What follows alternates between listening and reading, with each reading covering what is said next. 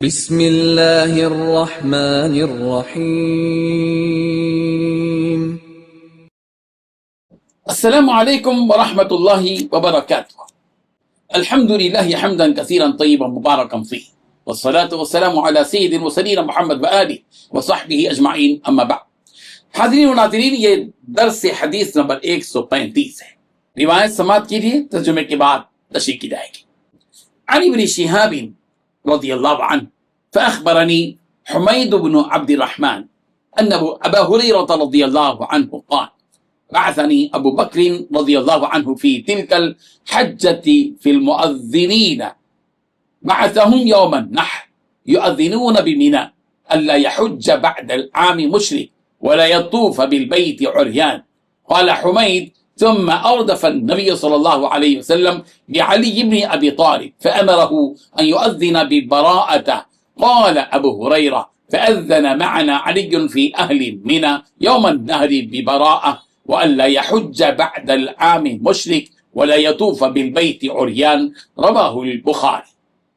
ترجمہ یوں ہے، ابن شہاب نے بیان کیا، کہا مجھ کو حمید بن عبد الرحمن نے خبر دی، حضرت ابو ہریرہ رضی اللہ عنہ نے کہا، حضرت ابوبکر صدیق رضی اللہ عنہ نے حج کے موقع پر، جس کا رسول رحمت صلی اللہ علیہ وسلم نے انہیں امیر بنایا تھا، یعنی مجھ کو ان اعلان کرنے والوں میں رکھا تھا جنہیں آپ نے یوم نحر میں بھیجا تھا۔ مینا میں یہ اعلان کرنے کے لیے اس سال کے بعد کوئی مشرک حج کرنے نہ آئے اور نہ کوئی شخص بیت اللہ کا طواف ننگا ہو کر کرے۔ حمید نے کہا کہ پھر پیچھے سے رسول رحمت صلی اللہ علیہ وسلم نے یعنی اس کے بعد حضرت علی رضی اللہ عنہ کو بھیجا اور انہیں حکم دیا کہ سورہ برات کا اعلان کر دے۔ ابو ہریرہ رضی اللہ عنہ نے کہا کہ حضرت علی رضی اللہ عنہ نے ہمارے ساتھ مینا کے میدان میں 10ویں تاریخ میں سورہ برات کا اعلان کیا، اور یہ کہ کوئی بھی مشرک آئندہ سال سے حج کرنے نہ آئے اور نہ ہی کوئی بیت اللہ کا طواف ننگا ہو کر کرے۔ اس حدیث میں 4 باتیں بتائی گئی ہیں۔ پہلی بات، حضرت ابو ہریرہ رضی اللہ عنہ نے کہا کہ حضرت ابوبکر صدیق رضی اللہ عنہ نے حج کے موقع پر مجھ کو ان اعلان کرنے والوں میں رکھا تھا جنہیں آپ نے یوم نحر میں بھیجا تھا۔ دوسری بات، مینا میں یہ اعلان کرنے کے لیے کہ اس سال کے بعد کوئی مشرک حج کرنے نہ آئے اور نہ کوئی شخص بیت اللہ کا طواف ننگا ہو کر کرے۔ تیسری بات، پھر پیچھے سے رسول رحمت صلی اللہ علیہ وسلم نے حضرت علی رضی اللہ عنہ کو بھیجا اور انہیں حکم دیا کہ سورہ برات کا اعلان کر دیں۔ چوتھی بات، حضرت ابو ہریرہ رضی اللہ عنہ نے کہا کہ حضرت علی رضی اللہ عنہ نے ہمارے ساتھ مینا کے میدان میں 10ویں تاریخ میں سورہ برات کا اعلان کیا، اور یہ کہ کوئی مشرک آئندہ سال سے حج کرنے نہ آئے اور نہ کوئی بیت اللہ کا طواف ننگا ہو کر کرے۔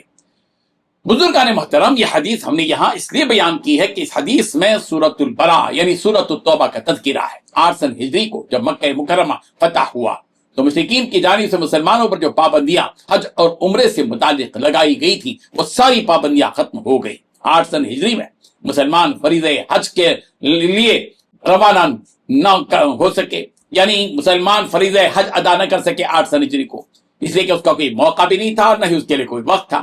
8 سن ہجری کو رسول رحمت صلی اللہ علیہ وسلم نے یعنی 9 سن ہجری کو رسول رحمت صلی اللہ علیہ وسلم نے حضرت ابوبکر صدیق رضی اللہ عنہ کو حج کے قافلے کا امیر مقرر فرمایا اور مسلمانوں کو حج کے لیے روانہ فرمایا۔ اس وقت تک بھی مشرکین کے لیے بیت اللہ میں داخلے پر کوئی پابندی نہیں تھی۔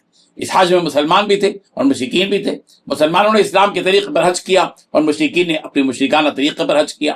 رسول رحمت صلی اللہ علیہ وسلم نے حضرت ابوبکر صدیق رضی اللہ عنہ کو حج کا امیر بنا کر بھیج دیا تھا۔ اس کے بعد وہ سورہ توبہ کی ابتدائی آیت نازل ہوئی جس میں مشرکین سے برات کا اعلان کیا گیا اور مشرکین مکہ کے لیے بیت اللہ میں داخلے پر پابندی لگا دی گئی۔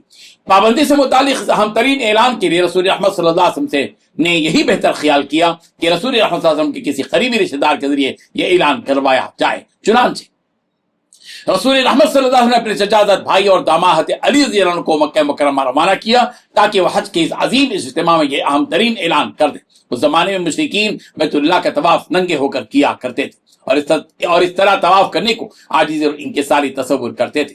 ظاہر ہے کہ ایک غیر مہذب اور فحاشی پر مبنی طریقہ تھا جو غیر اسلامی تھا اور اسلام کے خلاف تھا۔ اس سے یہ اعلان بھی کر دیا گیا کہ آئندہ کبھی کوئی ننگا ہو کر بیت اللہ کا طواف نہیں کر سکے گا اور مشرکین آئندہ سال سے بیت اللہ میں داخل نہیں ہو سکیں گے۔ اللہ تبارک و تعالی ہم سب کو عمل کی توفیق عطا فرمائے، آمین۔ وآخر دعوانا ان الحمد للہ رب العالمین۔